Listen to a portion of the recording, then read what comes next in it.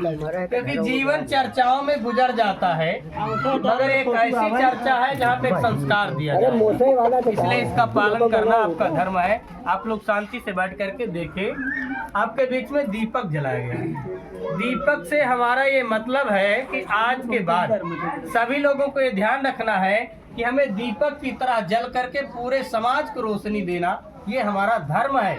जिस घर में दीपक नहीं जलेगा उस घर में अंधेरा रहेगा। तो हमारे समाज की जननी है शिक्षा।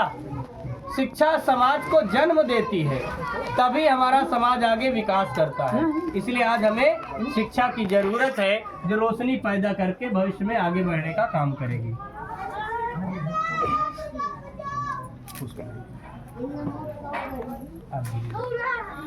आप लोगों के बीच में प्रथम नंबर पे हम लोग अपने देवी और देवताओं की स्थापना करने जा रहे हैं। देवी देवता वो होते हैं जो आपको कुछ दिए हों और फिर दोबारा आप उनके देने के योग्य नहीं रहे हैं, वही देवी और देवता माने गए हैं। इसलिए आज आपके बीच में सर्वप्रथम नंबर पे जिन महापुरुष के नाम से आज ये जयंती मनाई जाती है, उस महापुरुष को याद करके आज बुद्ध पूर्णिमा के रूप में हम लोग मनाने का काम करेंगे। और आप लोग खड़े होकर के पुष्प को महात्मा बुद्ध के तस्वीर के समक्ष छोड़ करके हाथ जोड़कर नमन कर लेंगे। चलिए। नमो तस्य भगवतो अरहतो सम्मा सम्बुद्धस्य। नमो तस्य भगवतो अरहतो सम्मा सम्बुद्धस्य। ये माला ले लीजिए, बाबा साहब के चित्र पे चढ़ा करके दोनों लोग एक साथ ही और हाथ जोड़कर नमन कर लीजिए। गुरु भावः परम तीर्थो अन्य तीर्थो निरर्थकम सर्व तीर्थमयी देवी श्री गुरु चरणाम्बुज में। आप लोगों के बीच में ये सुनिश्चित कर लिया गया, महात्मा बुद्ध के चित्रों के समक्ष पुष्प अर्पित करके हम लोग अपनी भावना को प्रकट कर रहे हैं। बंधुओं, यहाँ पे जितने लोग बैठे हैं ये ध्यान रखें कि मूर्ति की पूजा कराना एक अपराध माना गया है। जिसको बाबा साहब ने कहा कि मेरी स्वयं मूर्ति की पूजा करने वाला मेरा अनुयायी नहीं हो सकता है, उसी तरह महात्मा बुद्ध ने कहा कि इस दुनिया में जब तक मूर्ति पूजा रहेगी तब तक आप विकास नहीं कर सकते हैं। तीसरे नंबर पे सदगुरु कबीर ने कहा कि पाथर पूजन हर मिले तो मैं पूजूं पहाड़। इसका मतलब है कि आप लोग मूर्ति की पूजा जीवन भर करते रहे, मगर असली और नकली की पहचान आज तक नहीं हुई। आप मूर्ति की पूजा कीजिए, मगर असली मूर्ति की पूजा कीजिए जो आपके जीवन में कुछ देने का हिम्मत रखती हो। इसलिए हमारे बीच में आज ये निश्चित किया गया, महात्मा बुद्ध के विचारों को, सदगुरु कबीर के विचारों को, फूले पेरियार के विचारों को और सबको अगर छोड़ दूं तो अपने बुजुर्गों के विचारों को हम लोग आगे बढ़ाने का काम करेंगे।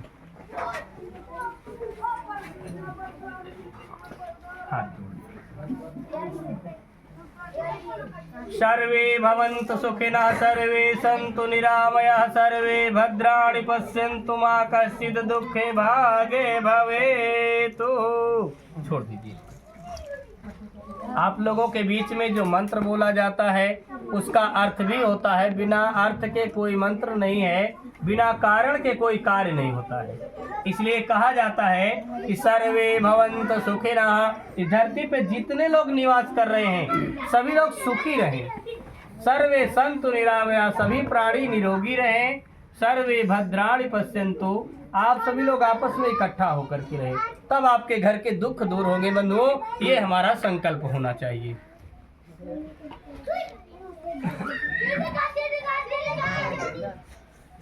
गुरु भावः परम तीर्थो अन्य तीर्थो निरर्थकम सर्व तीर्थमयी देवी श्री गुरु चरणाम्बुज में। कलश पे डालिए। गुरु भावः परम तीर्थो अन्य तीर्थो निरर्थकम। आप लोगों को ये ध्यान रखना है कि अपने गुरु के विचारों को फॉलो करना, अर्थात उसे पकड़ना है। आप अपने गुरु के विचारों को अगर ध्यान नहीं देते हैं तो जीवन में कोई विचार आपके काम नहीं आएगा। गुरु भावः परम तीर्थो, वही हमारे लिए सबसे बड़ा तीर्थ माना गया है। अन्य तीर्थो निरर्थकम, दूसरा तीर्थ बेकार है। इसलिए हमारे जीवन में जो हमारे आचार्य हैं, गुरु हैं, उनका सदा सम्मान करें। आचार्य गुरु कैसे होते हैं? जो हमें शिक्षा दिए हों।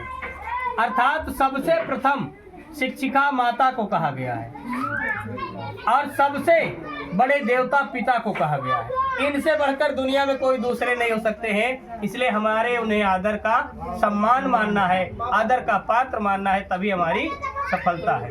वक्रतुंड महाकाय सूर्यकोटि समप्रभा निर्विघ्नं कुरु मे देव सर्वकार्येषु सर्वदा।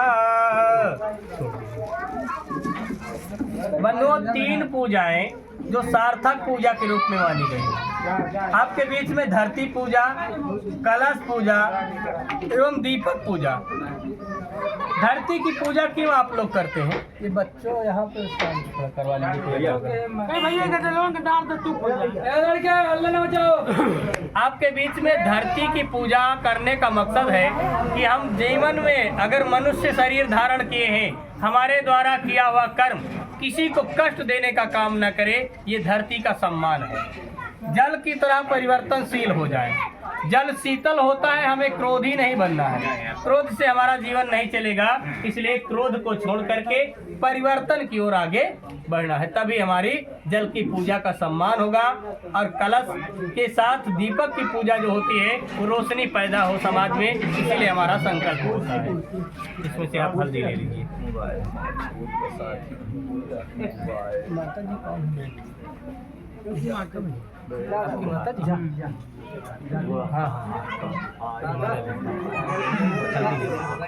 ये माला हल्दी लीजिए, आप ऐसे लीजिए, ऐसे। देखो, आप लोगों को पूजा का माध्यम बताया जाता है। पूजा का मतलब होता है पूरी जानकारी। आप लोग गृहस्थी में कदम रखने जा रहे हैं, उसकी जानकारी आपको हम देने जा रहे हैं और उसी पे चलना आपका धर्म है। इसी को धर्म कहा जाता है। हिंदू, बौद्ध, जैन, मुस्लिम, सिख, ईसाई, पारसी संस्थाएं हैं बंधुओं, ये धर्म नहीं है। हमारा असली धर्म है मानवता का सम्मान करना ही सबसे बड़ा धर्म माना गया। इसलिए आपको धर्म सिखाने जा रहे हैं, उसका पालन करके अपने गृहस्थी को सफल बनाने का काम करें। आप लोग खड़े हो जाएं, पिताजी को टीका लगाएं, दोनों लोग माला एक साथ पहनाएंगे, एक ही माला, चरण स्पर्श करेंगे, फिर माता जी को टीका लगाएंगे, फिर यहीं पे आ जाएंगे। चलिए, आप थोड़ा खड़े हो जाएंगे। आप यहीं पिताजी पहले धन्या माता पिता धन्यो गोत्रम धन्यो कुलोद्भवः धन्या च वसुधा देवी यत्र साधु गुरु भक्तता।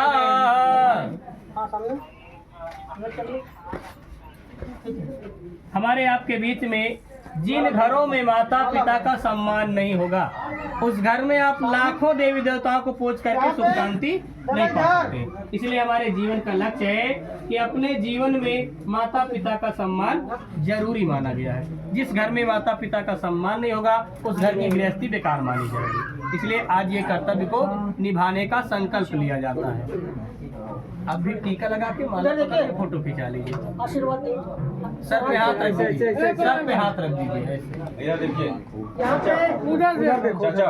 हमारे गृहस्थी का ये नियम है कि कोई भी पूजा करने के पहले आप अपने माता पिता को संतुष्ट करें, उसके बाद आप पूजा करने का आगे विस्तार करेंगे। आप आ जाइए, साइड आ जाइए, आप उनको टीका आप फोटो।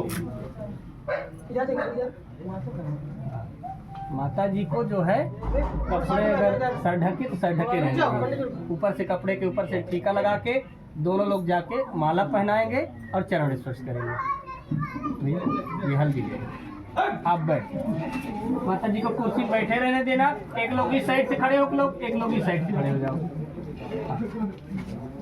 धन्या माता पिता धन्यो गोत्रम धन्यो कुलोद्भवः धन्या च वसुधा देवी यत्र साधु गुरु भक्तता।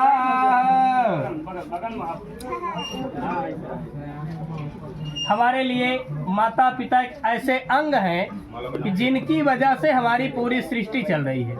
इसलिए माता पिता का सम्मान प्रथम नंबर पे हमारे परिवार में होना चाहिए। आपके पास में जितने भी लोग हैं, अगर पूजा करने बाहर जाते हैं तो इसका मतलब कि माता पिता आपसे संतुष्ट नहीं है, तभी आप बाहर पूजा करने जा रहे हैं। माता पिता संतुष्ट हो जाएंगे तो आपको बाहर जाने की आवश्यकता नहीं पड़ेगी। मातृदेवो भवः, पितृदेवो भवः, आचार्य देवो भवः, अतिथि देवो भवः। जीवन में 4 देवता है आपके बस। हल्दी दे दीजिए। जब आप लोग पूजा करते हैं तो जगह जगह देवी देवताओं को पूजवाया जाता है, वही सिस्टम आपके बीच में चलता चला रहा है। ये माला आप लीजिए, आप खड़े हो जाए भैया। कन्या के पिताजी कौन है? खड़े हो जाए। आप जाइए, टीका लगाएं, माला पहनाएं, चरण खड़े रहे। धन्य माता। एक एक साइड खड़े हो जाइए, दोनों साइड खड़े हो जाइए तो आराम से आ जाए।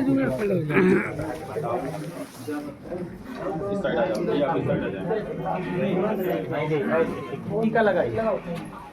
धन्य माता पिता, धन्य गोत्रम, धन्य कुलोद्भवा, धन्य च वसुधा देवी। यत्र साधु गुरु भक्तता गुरु भावा परम तीर्थो अन्य तीर्थो निरर्थकम सर्व तीर्थमयी देवी श्री गुरु चरणाम्बुज में। हमारे बीच में बच्चों को संस्कार देना चाहिए कि माता पिता के हम ऋणी हैं, इसलिए कभी उनका उपकार चुकाया नहीं जा सकता। आज उनको हम अपने समाज में शामिल करते हैं कि इनका कभी अपमान नहीं करेंगे। जो बच्चे अपने माता पिता का सम्मान जानते हैं उनका जीवन सफल होता है, इसलिए इस धरती पे इनकी पूजा करना उचित माना गया। आप आ जाओ अपने स्थान पे, आराम से बैठो।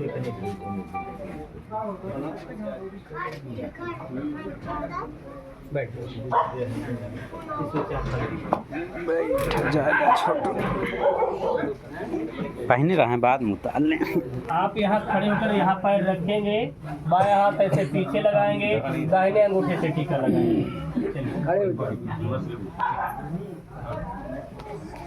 चोवा चंदन अवीरम गुलालम ललाट पटले भ्यो नमामि। साइड से जगह कम है। आपके बीच में तिलक का कार्यक्रम हो रहा है। बंधुओं, तिलक एक ऐसे व्यक्ति का किया जाता है, गादी को फैलाइए ऐसे, चावल ले करके रगड़ना नहीं है, ऐसे चिपका देना है।